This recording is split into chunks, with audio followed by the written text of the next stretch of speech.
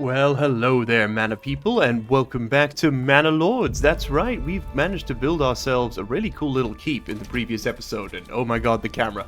And I'm pretty happy with how it turned out. We can now charge taxes in this region, not that we're going to, we want its regional wealth to grow quite a bit more quickly, but in general, things are looking pretty good. We've cleared out the bandits, the farms are currently growing, even though it is snowing, the crops grow under the snow blanket, apparently. Turns out I don't know much about farming. I thought plants needed love and sunshine to grow.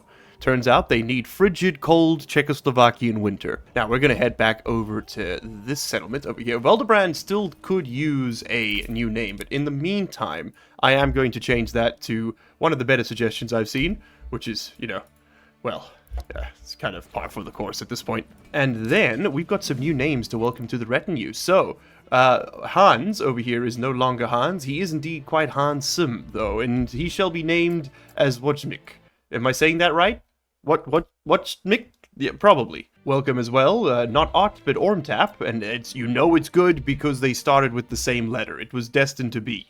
It was destined to be. The fastest Tom known to man is out of the picture, because Slothful Tom is back in town, and also we should definitely be upgrading everyone's armor as we go. The ditziest man around, largely Homo sapien, joins the battle, and dang, he's looking pretty cool. And then not one to ever polish his armor, Mud over here joins the party as well. Gorgeous. Excuse me, you have been christened Mud. Congratulations. About to stomp them into said mud or something, probably. Alright, we will hire more people at some point. The treasury's looking pretty slick with it, but I think I would actually almost bankrupt myself. It's about 100 silver per character to hire all 24. So we're going to hold off on that for a moment. And if you would like your name in-game, if you're not in-game yet as a channel member, please just flag it in the comments. I have starting to lose track. I have not been doing a good job of maintaining my my register here. So if you haven't got your name in-game yet as a channel member, let me know. I will be going and checking this as well anyway, but it would be definitely speed things up considerably for you, because I do take the names from the comments on these Manorlord videos first. That just seems fair, right? I mean, like, you're the people watching it. You should be the people to get your stuff in the game first. Okay, next up, I want to put down some additional storage. Another granary, another storehouse, and we're going to put down another market too, because it is indeed looking like the market range in this game is very limited. Like, this market here, despite having a bunch of stuff, just doesn't supply enough. So I think we're going to put down another one, and we're going to make it a little bit bigger too. Yeah, and this space here, where that market was, is going to get cleared out, and we're going to put a much bigger one in its place. We got a lot of free people over here. Let's go ahead and get them working on stuff. Large storehouse, large granary. Perfect. Way better. There we go. And then we can decorate everything with a nice little shrine. Right over there. Gorgeous. Gorgeous. Royal tax has increased. I think there's supposed to be text there. I mean, there isn't, but I think there's supposed to be. This marketplace is doing great work, man. I mean, like, these houses, they are feasting, dude. Look at that. They got 4 food types. We should... I mean, these guys are good. These guys are going to be the damn kings of the castle. The lords of the manor, if you will. And we can probably go ahead at this point and fill this space up with more houses. Yes. Bandit stole my barley? I missed the part where that's my problem. So we should see a trading post here. Yes, indeed we do. I see barley. And let's go ahead and get another horse. Horse en route. We got Andres chilling there. And no one else as yet. That's okay. All burgish plots here are occupied again. I do need to keep this village growing. And again, I don't really care about leveling them up so much. It's more about just getting the total number of workers here higher. Another bandit camp, huh? That one's probably worth dealing with. We'll get the retinue to deal with this one. Let's put you guys right over there. Oh, and I am producing malt. I got 24 malt on the lock, which means I want to upgrade this lot to becoming a brewery. That's going to be pretty cool. Both of these families in here will turn malt into ale. And once we've got malt turned into ale, we can turn on the tavern, which will fulfill the tavern supply requirement. I'm not going to do that until we've got all the food we need. But we are getting much closer to having tier 3 houses. They make a lot more money, and they bring in a whole bunch of value. You also get more development points, which I would like to produce the endgame armor. And we don't need it, like, at all. But I'd like to do it anyway. So that could be 6 houses. 4 workshops. 5 houses, 4 workshops. I wonder why it's doing such a weird shape. I do love the freeform building in this game. I think it's so cool. You know what would look really cool is having like a Frostpunk style ring around the keep. Just aesthetically. I know it's not as good for like gameplay, but you know, it is just a computer game. Let's not get too serious. Yeah, like that. There we go. That's density.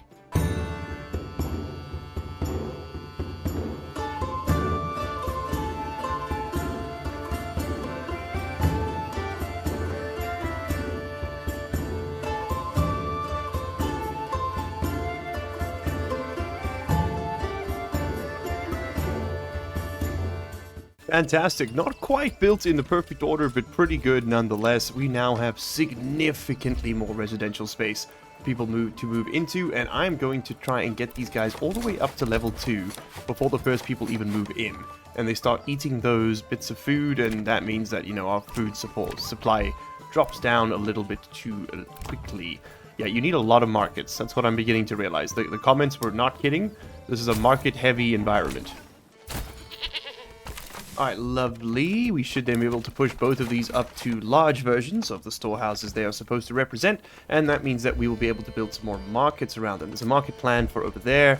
We'll have some more housing down here, and we've got that market over there planned out as well. So that's looking pretty dang good. This is also going to be a very large marketplace. I'm hoping that will guarantee the center of the village is able to level up. As long as the stuff around the manor is up, I'm feeling pretty good. I'm just trying to think, like, are there any ways we can... Maybe we could walk back the shape of the wall a bit, tighten it up. Although I do like having the little private garden. I did think about putting a road connection in here, but there's a bit of a weird problem, which is that it currently wants me to build everything here again. Specifically the garrison tower. It doesn't seem to consider it as actually being there. And if I go ahead and put a road in here, right? Check this out. Now it wants me to build pretty much all of that again, which is really strange. Like, I haven't seen that behavior before. That's a new bug. But people do seem to be able to just no-clip through the wall anyway, so maybe it doesn't matter too much. Yeah, look at that. There they go. Oh, no free oxen on this part of town. Oh, we have enough cash for another one, though. I mean, I'd rather get a horse, but how many livestock do we have? We got none horses. None horses. Okay. Yeah, look, let's get another oxen, plow the fields, that's what this place is for, and then we'll worry about trade. It's not too far of a walk, as we've seen. But yeah, there we go. We got flour, we got barley. That is moving over, which is great. And how is trade on this end going? You know what? Let's go ahead and push that up. I want to bring as much flour in as possible. We really don't need anyone on the windmill. I'm actually going to leave a family in there just to keep it spinning. For the vibes, as the kids say. Can also totally get another piece of farm in there. Hey, and look at all of these. Okay, cool. I'm going to put chicken coops everywhere. I've also been told you can apparently put multiple deposits on this, multiple mines on the same deposit. We probably should have done that, but at this point, I don't mind. It's okay. It's keeping us going. Lesson learned for next time. We don't have to get too sweaty with it right off the bat, you know? We are quite low on fuel, which is a bit of a concern.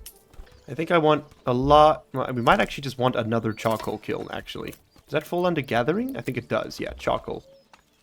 Let's just put down another charcoal kiln.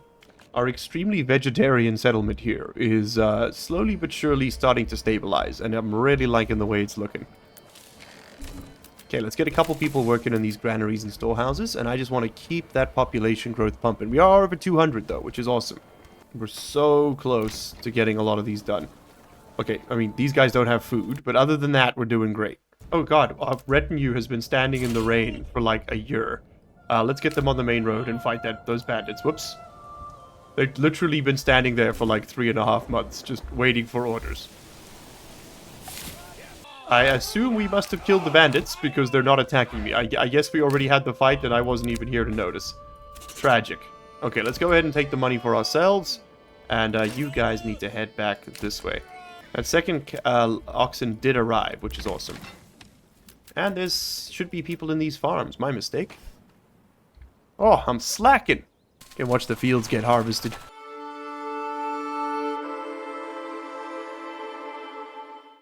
We have a trader coming in. Hello. Wonder where he comes from. Walking straight across my field. So disrespectful. There's a road right next to you, sir.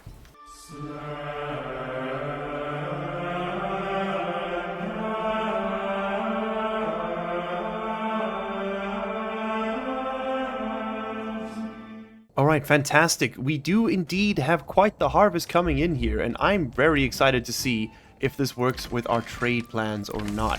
So we got flax and barley coming in here, so we should see it, yes, being deposited there, and then I suppose ultimately transferred over to the other area. Yes, and this guy is bringing it over, and of course they're bringing it by foot right now, which really isn't ideal, but we should see people moving in both directions, and these guys can actually have horses, which is, you know, that's a blessing. Carrying riders, that's what you want to see. So Erhard here is trading, but I wish it would tell me what he was carrying. That would be really cool. Fritz is trading, but is currently unavailable to click on for some reason. I guess he's off the map, maybe? Maybe he's just vibing out, who knows. Fritzy boy, where are you? Fritz can't be clicked on. Okay, he's trading in the Netherrealm. This little market is doing more work for that area than this huge one is doing for anyone. I don't understand how it works. The comment sections were not joking. The markets in this game are a little busted. There aren't even stalls here, and there's a 64% food variety. Okay, so these lots should all start transporting. Does that mean that they're allowed to make stalls now? Is that how I understand that correctly? So we should start seeing stalls popping up? Or do I need to click this button to enable the stalls? I don't know. I'm going to click the button again. You tell me. Okay, yeah, because this one's yellow and they've made stalls. So I assume that having the stall means we get the... Okay, yeah, probably. Okay, sure, why not? We are rather low on fuel. Charcoal kiln going up. Let's take one off there and put them on here instead, I suppose. Okay, great. They are now setting up stalls. We have a food stall over here. That's what you want to see. Okay, okay. There we go. Yeah. This is good. This is good. This is good. We just need markets to start springing up here, and we'll be fine. There's one plan for over here as well, which I think will be good. Bandit camp was sighted. Yeah, forget about it. Oh god, the poor retinue. The poor retinue. Oh, the poor... Well, you know what? Turn around, boys. You're heading back out there. Okay, the bandits are indeed sallying out this time to fight us. Let's put the secondary retinue in the back, and we're going to charge the primary ones forward a little bit. Oh, look at these knights in extremely shiny armor, given that they've been standing out in the field rusting for about 3 months. I think they're doing pretty well. We're going to get the smaller group on a flanking maneuver here. Do a little bit of an enveloping attack from the left flank of the enemy. Oh, perfect. Attack them where they hold their shields. That's called strategy, baby. Interesting to see the bandits have helmets when our guys, our militia that is, don't. So I wonder if this is just visual, or if the equipment that they have is actually meaningful beyond just the appearance, right? I don't know if it's just a statistic, or if there's actually there's actually an interaction. So a unit with a shield will be better at blocking units with swords, but a unit with a spear will be able to defeat a unit with a halberd.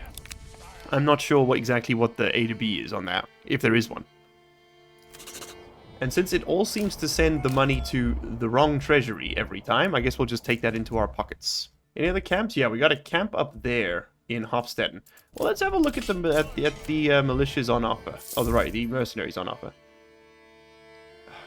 Goldhof is pretty close, isn't it? I forget. Goldhof, yeah, okay, cool. Let's just hire some mercenaries, not militia, mercenaries. So hire this lot. Hello, banditos. 2 banditos versus 1. Who will win? No one knows. Well, it's me. Oh, I do actually know. It is brother v brother, and both of them are losing. Excuse, ma'am, you were supposed to go home. Just hanging out in the damn woods. Oh, here we go. 16 men versus 36. I'll take those odds. I'm not gonna lie to you. I do love that the bandits in this don't have like a faction color. They're just like a bunch of dudes with sticks. I mean, they have managed to make what looks like something I would make at age 15 with way too many resources and some machine bolts from my dad's workshop. But other than that, I mean, there's straight up just the Dead by Daylight baseball bat plus bolt. But other than that, they're doing great. I mean, say what you will, that looks like it would be a pretty nasty weapon to get bonked with. The wooden stick with the studs in it, I mean. I think I'd take an axe over the bonking stick, to be honest. The bruising alone just sounds so uncomfortable. Alright, get out of here. I don't even want to deal with you. No, I probably should have dealt with the cap itself first. God damn it. That's what we call a pro gamer move. We could just hire some mercs and just let them chill. It wouldn't be bad to have a standing army. They are very expensive, though. What's our income? +0. I guess we don't, like, have a... It would be nice if that was charted. I'm sure that's coming soon. The developer is incredibly active. This game has received a bunch of updates, and it's... I mean, none of them are, like, public-facing yet, so if you aren't on the beta branch, you may not see that it's been updated, but they are working very hard to keep this ball rolling. I'm very impressed. This is not sponsored, by the way. Like, we are not being sponsored to play this at all. I've been actually ignoring a bunch of sponsored stuff, or potentially sponsored stuff, in order to play this because it's just that good. If that isn't an endorsement of mine, I don't know what is. Policies are now available in this region, but I don't think we actually need to do anything. Although, actually, there is something I would like to enact, which is, this is in Boldbrand, yes, I would like to enact the... Oh, I want the opposite of hunting grounds, where crops get more yield, but hunting and gathering is worth less. Well, I mean, I suppose that means in Loserville, we can actually just go ahead and implement the hunting grounds mechanic. We can get rid of the food rationing. We don't really need it as much anymore. And we can produce more from the limited berry deposits we do have. I mean, we're not producing food here in any other capacity. The field is still open. I am slowly allowing the fertility to return, but I'll be honest, I think we're just going to be growing into the space at this point. Probably with some veggie plots. You know what? Let's start that train. What is this? Miscellaneous supplies, just bugged out and chilling there. Well, you know what? Good for them. Everyone deserves a space in this crazy world. Oh my god, yes, and we do have flax. We have flax, I repeat, flax is present, which means, yes indeed, we are in fact creating... Oh baby, we are creating linen. Linen has existed. It's official, we have achieved linen. Look at that, oh my god, we've also achieved flight, apparently. Incredible. Okay, well, we've also achieved phase transitions. Well, yeah, no, this man, Vite, he must be protected. Oh, Jesus, dude, does this house exist? Am I hallucinating? Is it me? Am I the problem? Alright, now, the critical point here was that we wanted the tailor shop here to produce Gambison. If we have Gambison, we have good. I want everybody armored up. It's going to mean way fewer people will die. That is a sacrifice I am not willing to make. Okay, well, the food stall supply situation has improved dramatically. We are currently looking at veggies and eggs, but I imagine that's because these houses have a bunch of food in them. I wish you could be like, stock your house with 10 food items of 3x variety. So 334 or something like, you know what I mean? Just so that I probably won't micro this, but I would like to be able to micro this, should I choose to. But I'm certain that that is on its way. I should say, anytime it seems like I'm asking for a feature, it's more like suggesting that it be implemented, you know, putting it out there into the ecosystem. The developer is probably going to make this one of the greatest games of all time. I am very confident that they are going to finish this all the way. They worked on it solo for 7 years, unfunded, and now have access to just an unfathomable amount of money. This is a passion project through and through if ever I've seen one. And that usually pretty much guarantees it's actually getting done, which is a very nice change of pace for gaming, let me tell you. Well, we can actually fit a well in right there. And I mean, in my world, that's a absolutely why not. Just go ahead and put a well right there. And then you know what that means? It's shrine time, baby. I suppose with the sheer volume of food we're producing here, there isn't really any reason we don't just take the development point into bakeries. Could also do fertilization, but I don't really care to do sheepies so much. Maybe we go into orchardry here. That could be pretty cool. And then we could cultivate rye. I mean, okay, let's do it. Let's go orchardry. Let's go grow some apples. And, I haven't yet experienced a drought. I don't know if they're in the game, so I'm instead going to go for rye cultivation. It's a much more robust form of wheat, and it can be grown pretty much anywhere. Not, it's another form of wheat, sorry. It's a much more robust grain that can be grown just about anywhere. And also gets made into bread. Rye bread. Little known fact, the invention of rye bread coincided with the invention of the completely obnoxious and infuriating hipster, who tells you that you're destroying the planet by eating your favorite ciabatta. Ciabatta. This post brought to you by Big Ciabatta. Invest now. As you can see, rye fertility is just everywhere. If it exists, if it can be grown in, so can the rye. So I guess let's go ahead and put down some rye fields. And the fields of rye. Oh no, he's sting posting in 2024? Hey, give me another farmhouse. Ooh, let's put it right there. Give me another farmhouse right there. And then I want a bunch of hitching posts. We are gonna, it's gonna take a while before we can get all the oxen and stuff to actually manage this here. This region is really poor. We need to fix that. That's slowing us down quite a bit. But I want a bunch of stableries here. Stable yards. We could grow rye here, but I think I'm actually more keen to do the orchards. I think it'd be super cool. We could do orchards with this one, though. 50 bucks! Oh, it might take a minute before we can get there.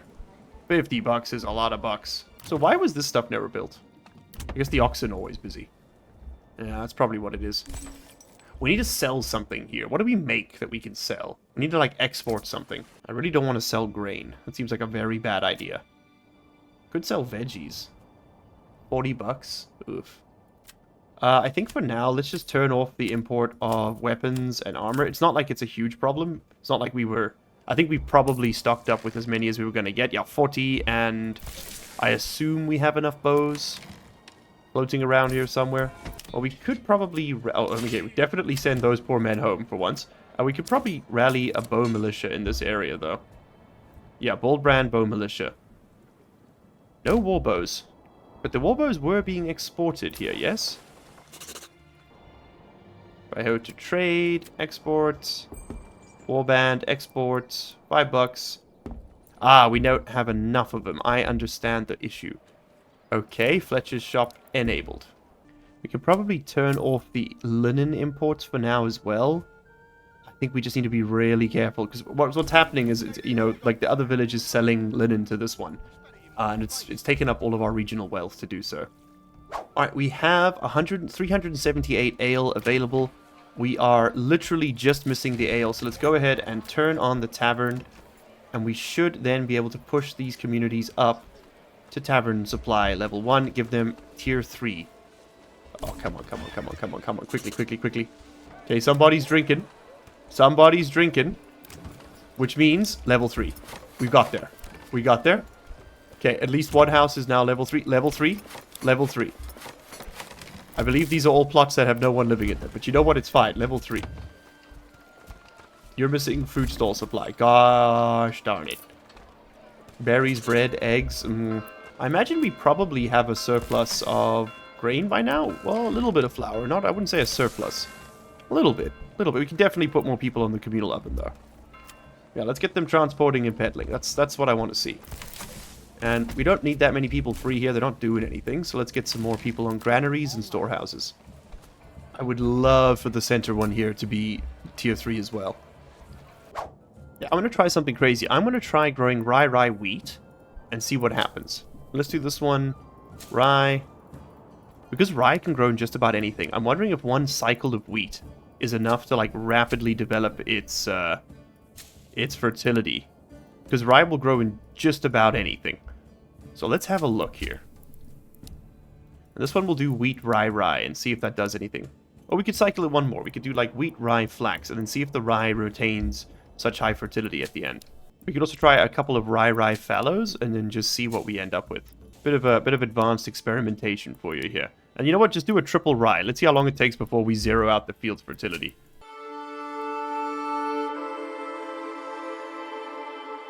Uh-oh.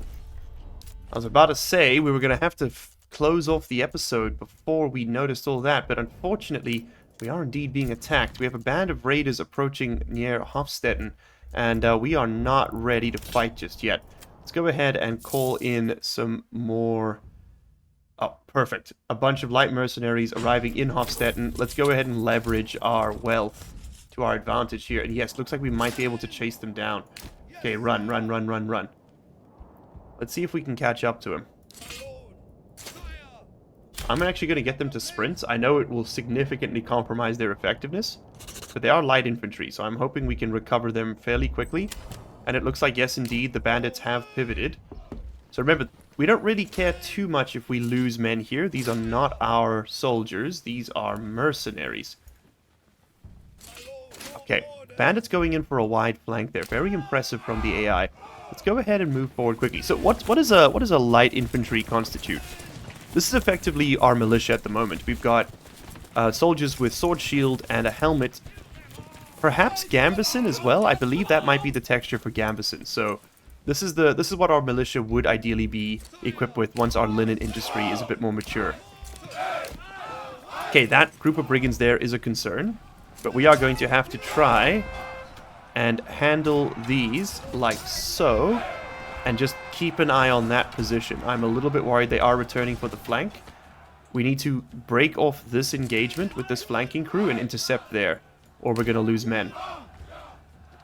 Again, I'm not too worried about the mercenaries, but, you know, human life is precious. Let's not waste it. Okay, never mind mercenaries. It's been good knowing you. Okay, they are currently being attacked from two flanks. I want these guys intercepting there. This lot will pin down the brigands on this side.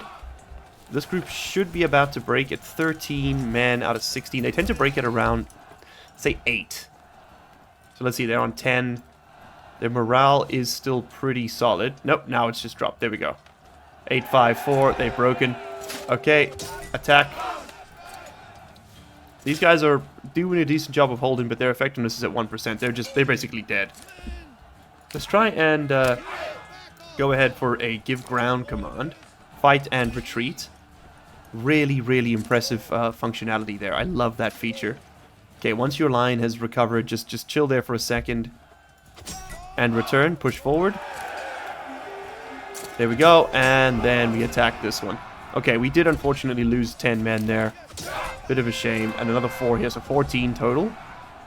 I mean, on the balance of things, not too bad, considering we were able to capture and defeat the enemy without having to waste a single life of... I did it again. It's right there. I did it again. God damn it. You know, we can actually fit some more over here, some more fields. So let's do just that. I want some big honkers. Hey, Loserville's gone up a settlement level? No way. Did those things get built? Oh, they got built and we missed the time lapse. Damn, I was like, oh, there's no way it's gonna happen. Alright, so the big thing here is that these single-person plots can now support 2 families. So going up to tier 3 also dramatically improves your population density, which is really cool. Oh, come on, just get a little bit of chow there, guys. You can do this. Yeah, these guys are nice because I think they supply themselves with eggs first. See, all the houses that have chickens, or at least the neighbors have chickens, seem to get eggs first, which is pretty cool. I do also wish they would consume the most common food type first, so that the variety count stays higher. I know it's a bit, like, gamey to request that, but it would be a bit easier to manage. But I guess if you want an easy... It's not called easy game, it's called Manorlords, kid. Get with it. We can't grow rye there. I wish we could. The development points don't carry over. Yeah, no free oxen. Oh, but we do have free money. Yeah, we need another ox before we get trading. Although, ox first. Ox first. We need the ox to enable the trading. So ox first. We can always build more stables. In fact, you know what? It costs me very little. Let's just do that. But those are all concerns that are going to have to wait until the next episode. Everyone, thank you so much for hanging out today. I've had a tremendous amount of fun, but we are flush out of time. The village grows considerably. We are now at 113 people and 146. So, I mean, yeah, pushing up on 400 total population between these two little villages. We got our first tier 3 houses today, which I am super hyped about. In fact, we've got 3 tier 3 houses. This one in particular, I'm really liking the look of. Thank you all so much for being here today, hanging out with Magic and I. We love making these videos and would love to see you guys getting more of them. I don't know how English works. If you want to see more of this content, you know what to do by this point. Hit that like button, subscribe, and leave a comment telling me what your favorite moment was or what you'd like to see us try in the future. We're open to just about anything at this point. With a series this mature, we can kind of call it quits whenever. If you think we've done enough, then hey, so be it. But I'd like to try and win this scenario. And in order to do that, we are very close. We've got to get up to the large town, which means 7 more tier 3 burgage plots. And I think we're going to get there pretty soon. Anyway, everybody, thank you so much for watching. And as always, I will see you in the next one. Cheers. You made it to the end of the video. Congratulations and thank you. That puts you in the top 3% of viewers. Here's another video that YouTube thinks you're going to like, and here is a list of all the patron and channel member names. If you don't see yours on there, you can find a link down in the description where you can sign up and support this content directly. If your name is on there, well, you probably already know that, huh? So, what are you still doing here?